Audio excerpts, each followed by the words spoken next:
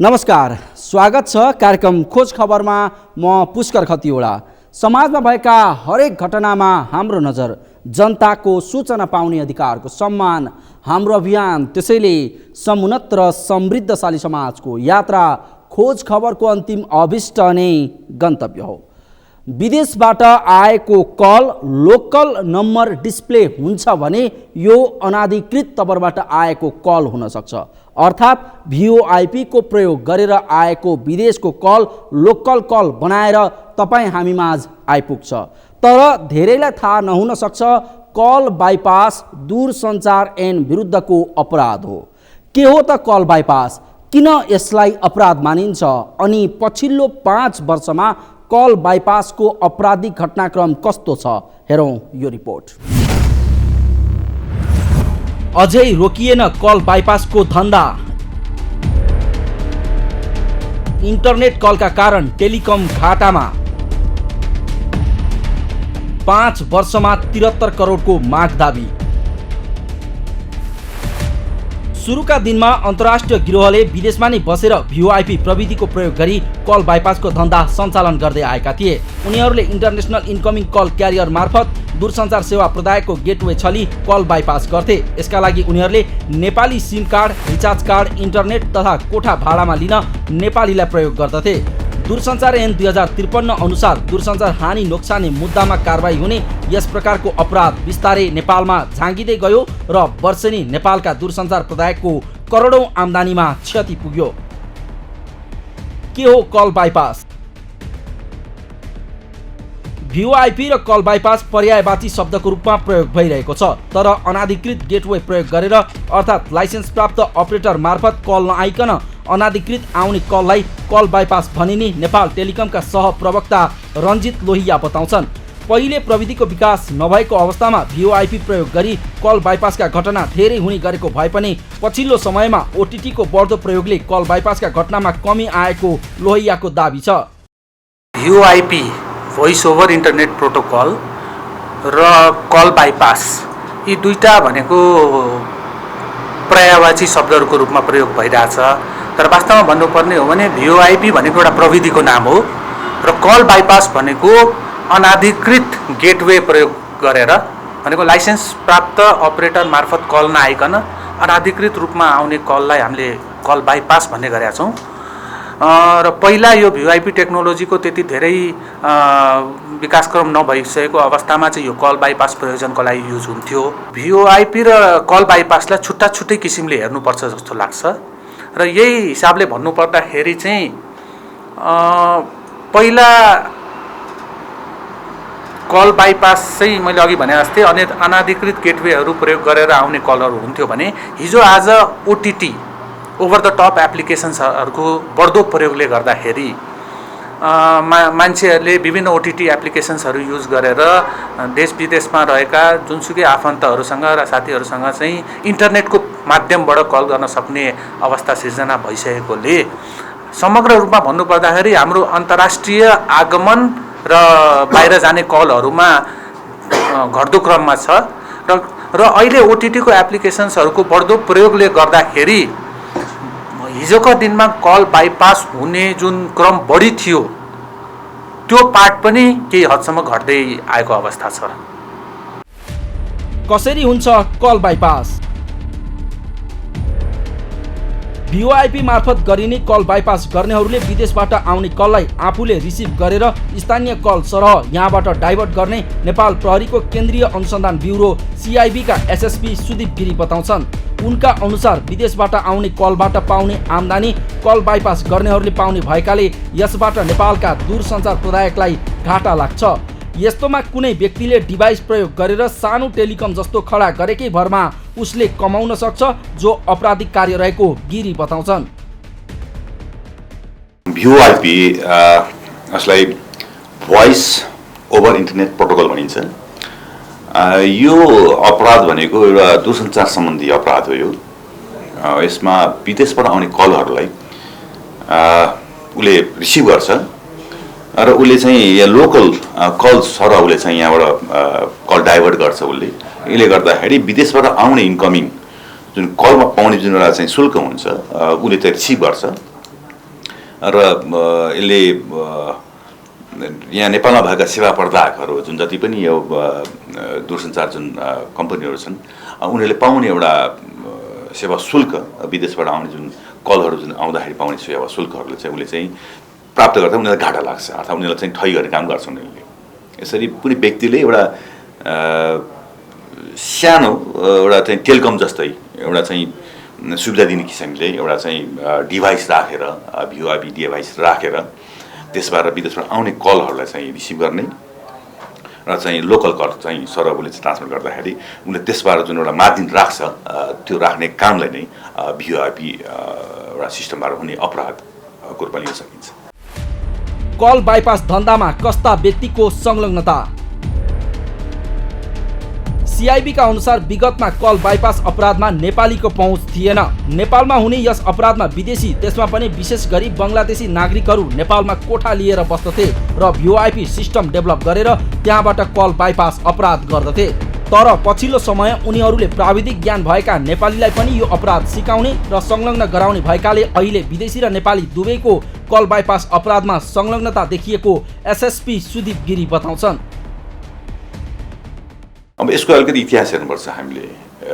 विगतमा लाई हेर्दाखेरि यी अपराध भनेको नेपालमा बिल्कुल नयाँ अपराध थियो। यसमा नेपालीको संलग्नता देखिएको थिएन। सुरुमा हामीले के विदेशीहरू विशेष गरी बङ्गलादेशका नागरिकहरू यहाँ आएर कोठा लिएर त्यहाँ चाहिँ भिओआइपी सिस्टम डेभलप गरेर त्यहाँ अपराध गर्ने काम गर्थे र पछिल्लो समयमा त्यो ट्रेन्ड चेन्ज भयो। उनीहरूले यी प्रविधिहरू यी ज्ञानहरू यहाँका नेपाली नागरिकहरूलाई पनि सिकाउने काम गरे र ती टेक्निकल कुराहरू सिकेपछि उनीहरूले पनि नेपालीहरूको पनि त्यसमा चाहिँ अपराधमा संलग्नता देखिएको थियो र समग्र भन्नुपर्दाखेरि अब विदेशी पनि संलग्न देखिन्छ नेपाली नागरिकहरू पनि यसमा चाहिँ संलग्न देखिन्छ र यसमा यो अपराध गर्दा यो टेक्निकल एउटा प्राविधिक ज्ञान भएको मान्छेले मात्रै गर्न सम्भव हुन्छ। यो सबै कुरा सिस्टमलाई डेभलप गर्ने हो। त्यस्ता विदेशी पनि नेपाली दुईटै प्रकारका व्यक्तिहरू यसमा संलग्न देखिन्छ। कल बाइपासबाट कसरी हुन्छ दूरसञ्चार प्रदायक र सरकारलाई घाटा? पछिल्लो समय दूरसञ्चार प्रदायकमा अन्तर्राष्ट्रिय कलको आमदानी घट्दो क्रममा छ। नेपाल टेलिकमका सहप्रवक्ता रञ्जित लोहिया कल बाइपास हुँदा दूरसञ्चार प्रदायकलाई आर्थिक घाटा हुने बताउँछन्। उनका अनुसार सेवा प्रदायकमा आमदानी घट्नासाथ यसको असर ती संस्थाले तिर्नुपर्ने कर, आयकर, भ्याट लगायतमा समेत पुग्ने बताउँछन्। अब यसमा क्षतिको पार्टमा कुरा गर्नु पर्दाखेरि हुन त अहिलेको यो ओटिटी एप्लिकेसन्सको प्रयोगले गर्दाखेरि हाम्रो अन्तर्राष्ट्रिय कलको आम्दानी जुनसुकै सेवा प्रदायकको पनि अन्तर्राष्ट्रिय कलको आम्दानी घट्दो क्रममै छ र झन् त्यसमाथि यो कल बाइपास भइसकेपछि पनि त्यसले पनि आम्दानीमा केही न केही नकारात्मक असर पुर्याएकै छ र सेवा प्रदायकलाई नकारात्मक असर पुर्याइदिइसके पश्चात सेवा प्रदायकले विभिन्न निकायलाई तिर्नुपर्ने करहरू, आयकरदेखि लगायत विभिन्न भ्याटका कुराहरू लगायत त्यसमा पनि असर पुग्ने भएको हिसाबले सरकारलाई पनि केही त्यसको असर पुग्छ र अर्को मुख्य मलाई लागेको यसको आर्थिक पाटोभन्दा पनि केही सेक्युरिटीका थ्रेटहरू पनि हुन सक्ने सम्भावना रहन्छ। कल बाइपासमा अन्तर्राष्ट्रिय कनेक्सन। कल बाइपास धन्दा नेपालमा मात्र सीमित नभई यसको कनेक्सन अन्तर्राष्ट्रिय स्तरसम्म रहेको सीआईबीले जनाएको छ। सीआईबी का अनुसार नेपालमा रिसिभ हुने कल विदेशबाट आउने भएकाले उताको दूरसञ्चार प्रदायकबाट आउने कल विभिन्न लिङ्क मार्फत नेपाल आइपुग्ने हुन्छ। यस्तोमा विदेशबाट आउने कल विभिन्न गेटवे हुँदै आउने भएकाले यसमा अरू पनि जोडिने गर्दछन्। बिल्कुल यो अपराध यसको सिस्टम हेर्दाखेरि के देखिन्छ भने नेपालमा मात्र सीमित यो अपराध होइन। यसको कनेक्सन यसको चाहिँ लिङ्क हेर्दाखेरि नेपालमा त कुनै व्यक्तिले रिसिभ गर्छ मात्रै। जस्तो मलाई कुनै मेरो भाइले अमेरिकाबाट फोन गर्छ भने त मेरो टेलिफोनमा लोकल नम्बर चाहिँ डिस्प्ले गर्छ र म रिसिभ गर्छु। तर मलाई फोन कहाँबाट आउँछ, अमेरिका या कुनै अन्य विदेशबाट आएको हुनसक्छ। अब उसले जुन विदेशबाट उसले टेलिफोन गरेर आउँछ, एउटा त्यहाँ सेवा प्रदायक कुनै टेलिकम अथोरिटीबाट थ्रुबाट चाहिँ उसले चाहिँ फोन गरेर आउँछ। त्यसपछि नेपालसम्म आइपुग्दा विभिन्न टावरहरूबाट भन्नु पर्यो विभिन्न विदेशबाट चाहिँ लिङ्क गर्दै नेपाल आइपुग्ने हुन्छ। अर्थात् कुनै विदेशबाट गरेको टेलिफोन नेपालसम्म आउँदाखेरि विभिन्न च्यानलबाट आउनुपर्ने, विभिन्न गेटवेबाट आउनुपर्ने हुन्छ। त्यस कारण यो अपराध भनेको नेपालमा सीमित हुन्न, विदेशसँग कनेक्सन देखिन्छ। र तपाईँलाई अहिले मैले भनिहालेँ, विदेशबाट आउने टेलिफोनको जुन शुल्क जुन छ, उसले एउटा पाउने एउटा शुल्क ऊ नेपालमा एउटा चाहिँ लोकल उसबाट कलबाट मात्र पाउने हुँदाखेरि यहाँबाट प्राप्त गर्दैन। त उसले त्यही कुनै एउटा सर्टेन ब्लक गरे हुन्छ, नेपालमै ब्लक गरे हुन्छ उसले, र उसले चाहिँ विदेशबाट आएको चाहिँ इन्टरनेसनल कल लोकल कलमा कन्भर्ट गर्ने अवस्थामा जुन बिचको जुन ग्यापको जुन मार्जिन छ त्यो प्राप्त गर्नलाई, पैसा रिसिभ गर्नलाई फेरि नेपालबाट विदेश पठाउनु पर्ने हुन्छ। यसलाई एउटा इन्डाइरेक्टली यसो आर्थिक कारोबार चाहिँ नेपालमा त सीमित हुँदैन, यो विदेशसम्म चाहिँ सीमित भएको हुन्छ। यस्तो छ सिआइबीबाट अनुसन्धान गरिएको 5 वर्षको कल बाइपासको तथ्याङ्क। आर्थिक वर्ष 73-74, कारबाही संख्या 10, पक्राउ प्रतिवादी संख्या 12, मागदाबी बिगो रकम 23,42,31,480 रुपैयाँ। आर्थिक वर्ष 2074-75, कारबाही संख्या 5, पक्राउ प्रतिवादी संख्या 13, मागदाबी बिगो रकम 19,16,17,808 रुपैयाँ। आर्थिक वर्ष 2075-76, कारबाही संख्या 6, पक्राउ प्रतिवादी संख्या 7, मागदाबी बिगो रकम 27,60,33,496 रुपैयाँ। आर्थिक वर्ष 2076-77, कारबाही संख्या 2, पक्राउ प्रतिवादी संख्या 2, मागदाबी बिगो रकम 1,91,02,667 रुपैयाँ। आर्थिक वर्ष 2077-78, कारबाही संख्या 1, पक्राउ प्रतिवादी संख्या 1, मागदाबी बिगो रकम 1,02,66,446 रुपैयाँ। समग्रमा 5 वर्षको अवधिमा सिआइबीबाट भएको 24वटा घटनामा 35 जना पक्राउ परे भने कुल मागदाबी रकम 73,72,51,898 रुपैयाँ रहेको छ।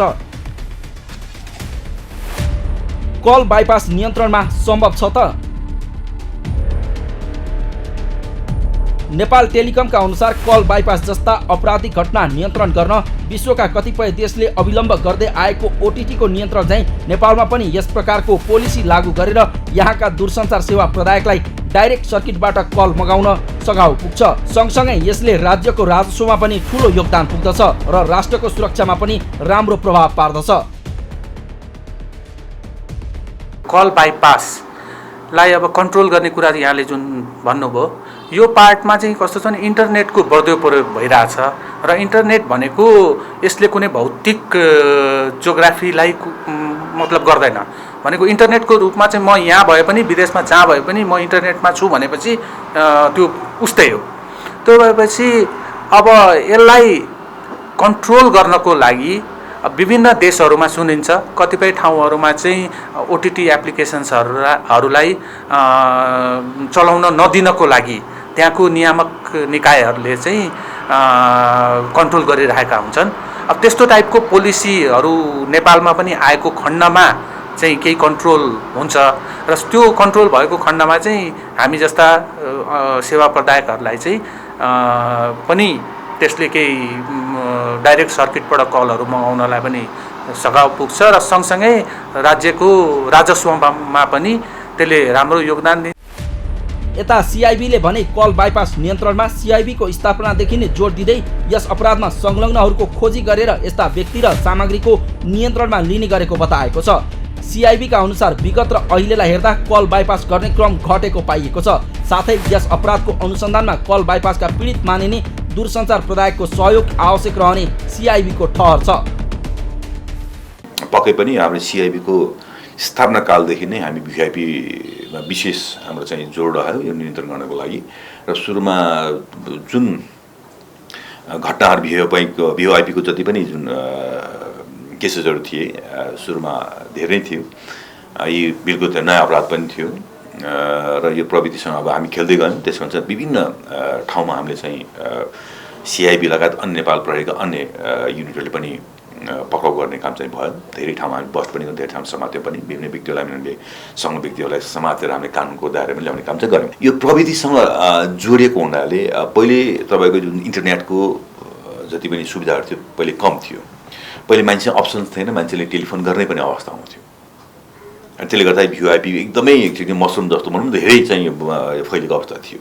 र अहिले पछिल्लो समय के ट्रेन्ड देखिन्छ, इन्टरनेसनल कलहरू आजकल फोनभन्दा पनि इन्टरनेटको माध्यमबाट तपाईँको वाट्सएप, तपाईँको चाहिँ मेसेन्जरहरू होइन, भाइबर लगायत विभिन्न किसिमको चाहिँ यो सामाजिक सञ्जालसँग जोडिएका फोनबाट गर्न थालेपछि भिओआइपीको पछिल्लो समयमा यसको ट्रेन्ड चाहिँ घट्दो घट्दो अवस्था चाहिँ छ।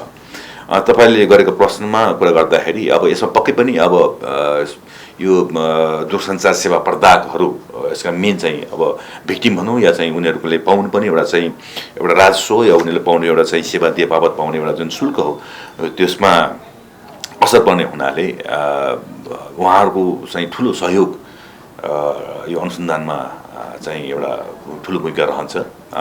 सँगसँगै अब हामीलाई जस्तो अब यो केही व्यक्तिहरूले पब्लिकहरूले पनि मलाई चाहिँ फोन विदेशबाट फोन आयो तर मलाई चाहिँ लोकल नम्बर चाहिँ यहाँ डिस्प्ले भयो भनेर हामीले त्यस किसिमको जानकारी हुँदाखेरि पनि हामी चाहिँ अनुसन्धान त्यहाँ सुरु गरेर त्यसपछि सम्बन्धित सेवा प्रदायकहरूसँग कोर्डिनेट गरेर उहाँहरूको समयमा हामीले अनुसन्धान गरेर चाहिँ त्यस्ता भिओआइपी गर्ने स्थान पत्ता लगाएर व्यक्ति तथा त्यस सामानहरू चाहिँ हामीले चाहिँ समाउने या चाहिँ बरामद गर्नुपर्ने चाहिँ गर्ने गर्दथ्यौँ।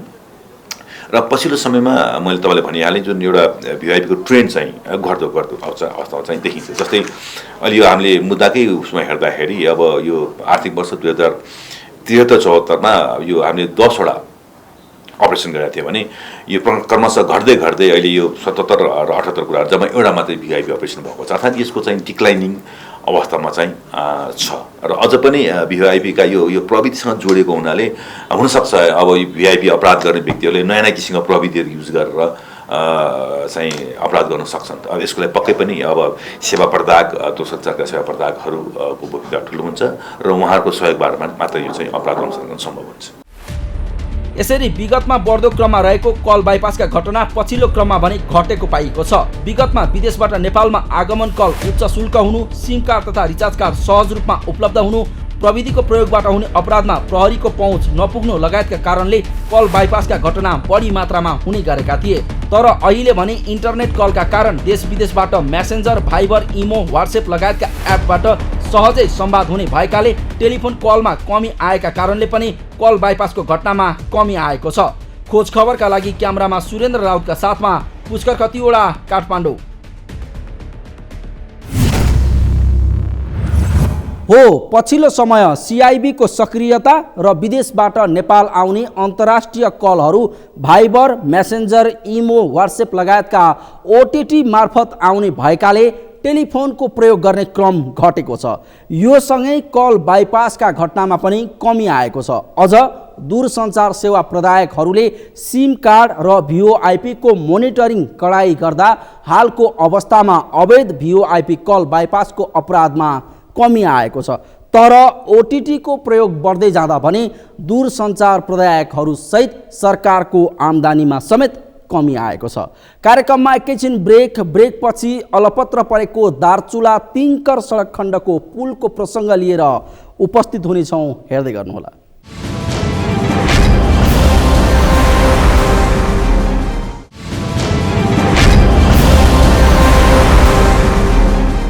ब्रेकपछि स्वागत छ। कार्यक्रम हो खोज खबर।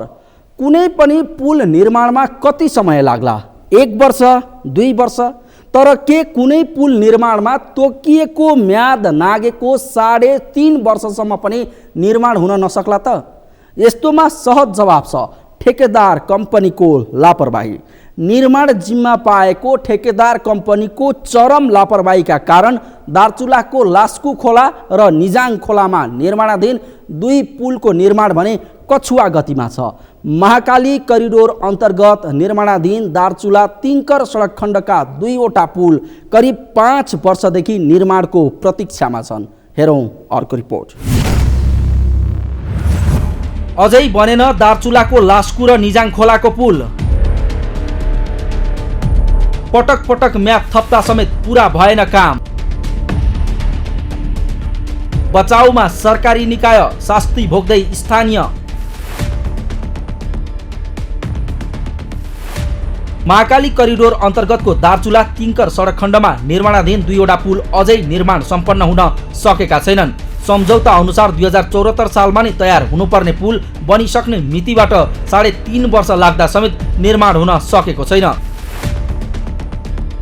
2074 असारमै निर्माण सम्पन्न गरिसक्ने गरी सम्झौता भएका दार्चुलाको लास्कु खोला र निजाङ खोलाको पुल अहिलेसम्म पुरा हुन सकेको छैन। म्याद सकिएको 1.5 वर्षभित्र पुल निर्माण सक्ने लक्ष्यसहित पुनः सम्झौता गरिएको भए पनि पुल निर्माणमा दिएको 3.5 वर्ष अवधिको समयसम्म पनि पुल निर्माण भने हुन सकेको छैन। यस अवधिमा 2 पटक म्याद समेत थप भएको छ, तर हरेक पटक अन्तिम पटक भन्दै दुवै पुल निर्माणमा दिएको म्यादका बावजुद पुल निर्माण सम्पन्न हुन भने सकेको छैन, जसका कारण निर्माण पुरा हुनुपर्ने अवधि गुजारेको 5 वर्षमा पनि तत्काल पुल सम्पन्न हुने छाँटकाट नदेखिँदा स्थानीयवासी निराश बनेका छन्। पुल निर्माणले गति लिन नसकेपछि स्थानीयवासी जोखिम मोलेर आवत जावत गर्न बाध्य छन्। यो 4 वर्ष पहिले बन्नुपर्ने लास्कु खोलाको त्यो पुल जुन तिङ्कर सडकको जुन पुल छ त्यसमा चरम लापरवाही भएकै हो र ढिला सुस्ती भएको छ। अहिले बन्ने क्रममा छ। त्यसका लागि म माननीयजी र अहिलेका हुनुभएका मन्त्री गणेश सिंह ठकुनाजीको ठुलो योगदान देख्दछु। उहाँले राम्रो गर्नुभएको छ, राम्रो गर्नु होला। जबसम्म यो बाटो राम्रोसँग पिच भएर कालोपत्रे भएर जान सक्दैन तबसम्म दुहुका विगत ठाउँका ब्यास तिङ्कर छाङ्गुरुदेखि लिएर यो तलसम्म शिरबगढ यो कलोनसम्मका बासिन्दाहरूलाई चाहिने पिठीको त्यो डोको टुट्नेवाला छैन।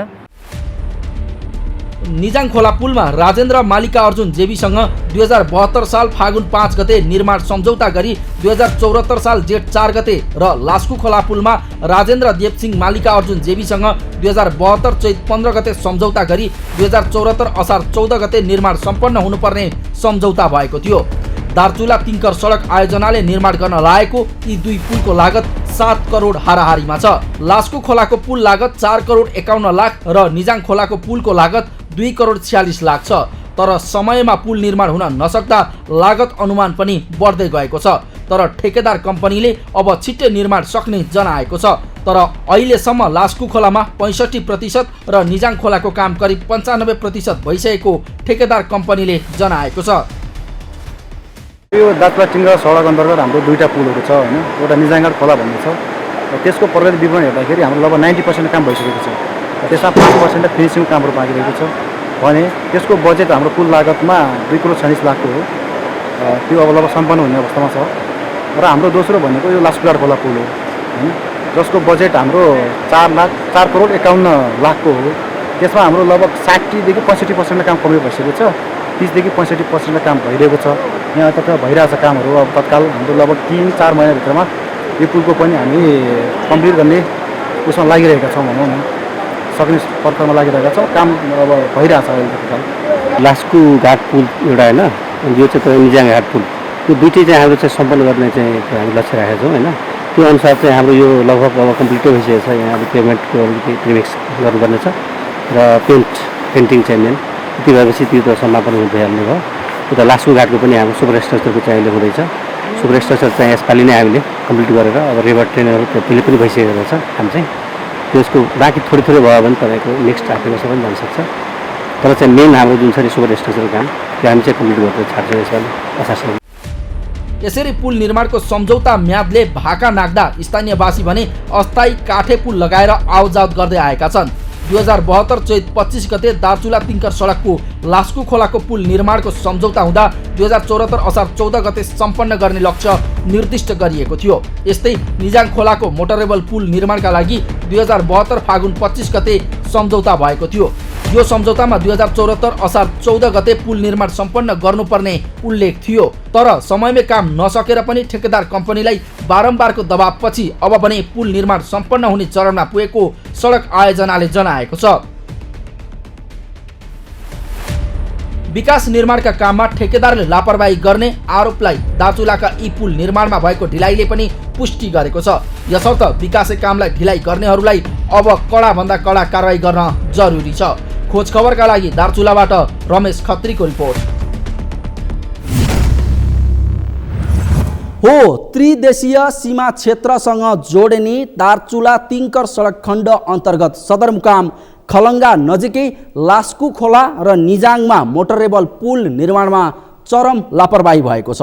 2072 फागुन 25 गते सम्झौता भई निर्माण सुरु गरिएको निजाङ र सोही वर्ष चैत 15 गते सम्झौता गरिएको लास्कु खोलामा पुलको निर्माण कार्य हालसम्म सकिएको छैन।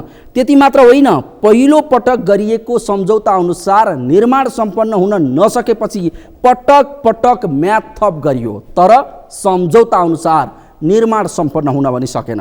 तसर्थ ठेक्का हात पार्न, राजनीतिक प्रभाव र कर्मचारी खुसी पार्ने तर समयमा काम गर्न नसक्ने ठेकेदार कम्पनी उप नियामक निकायको ध्यान पुग्न आवश्यक छ।